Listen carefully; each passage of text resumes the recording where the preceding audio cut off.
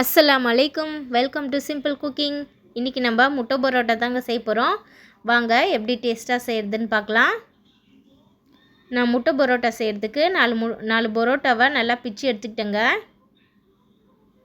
கூடவே ஒரு பெரிய சைஸ் வெங்காயம், ஒரு மீடியம் சைஸ் தக்காளி, கொஞ்சோண்டு மல்லித்தழை, இது எல்லாத்தையும் கட் பண்ணி எடுத்துக்கலாங்க. இப்போ அடுப்பில் கடாய் வச்சுக்கலாம். கடாய் காஞ்சதுக்கப்புறமா அதில் நம்ம 2 டீஸ்பூன் எண்ணெய் ஊற்றிக்கலாங்க. எண்ணெய் நல்லா காஞ்சதுக்கப்புறமா அதில் கட் பண்ணி வச்சுருந்த வெங்காயத்தை போட்டு நல்லா வதக்கிக்கலாங்க. நல்லா பொன்னிறமாக வதக்கிக்கலாம். நல்லா வதங்கினதுக்கப்புறமா 1 டீஸ்பூன் இஞ்சி பூண்டு பேஸ்ட் போட்டுக்கலாங்க.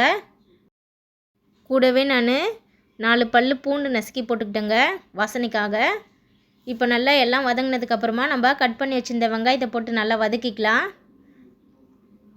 கூடவே 1/4 டீஸ்பூன் தூள் உப்பு போட்டுக்கலாங்க. அடுப்பை லோ ஃப்ளேமில் வச்சு வதக்குங்க. இப்போ எல்லாம் நல்லா வதங்கினதுக்கப்புறமா 1/4 டீஸ்பூன் மஞ்சள் தூள் போட்டுக்கலாம். இப்போ 1/2 டீஸ்பூன் கரம் மசாலா போட்டுக்கலாங்க. கரம் மசாலா போட்டு நல்லா வதக்கிக்கலாம், பச்சை வாசனை போகிற அளவு. எல்லாத்தையும் நல்லா நம்ம வதக்கினதுக்கப்புறமா அதில் 3 முட்டை உடச்சி ஊற்றிக்கலாங்க. முட்டை உடச்சி ஊற்றி நல்லா கிண்டிக்கலாங்க. எல்லாத்தையும் அடி பிடிக்காமல் பார்த்துக்கோங்க. இப்போ நல்லா கிண்டி விட்டுக்கலாம். அதை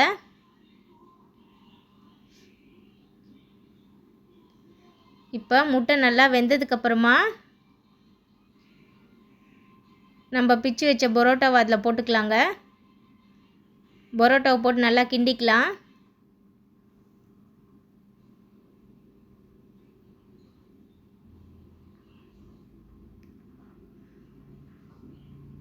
பரோட்டா நல்லா போட்டு கிண்டிட்டு 1/2 டீஸ்பூன் மிளகுத்தூள் போட்டுக்கலாங்க. கடைசியாக மிளகுத்தூள் போட்டு நல்லா கிண்டி விட்டுக்கலாம். மிளகுத்தூள் போட்டால் முட்டை வாடை வராது, அதனால் மிளகுத்தூள் போட்டுக்கலாம். கடைசியாக நம்ம கட் பண்ணி வச்சுருந்த மல்லித்தழையை போட்டுக்கலாங்க.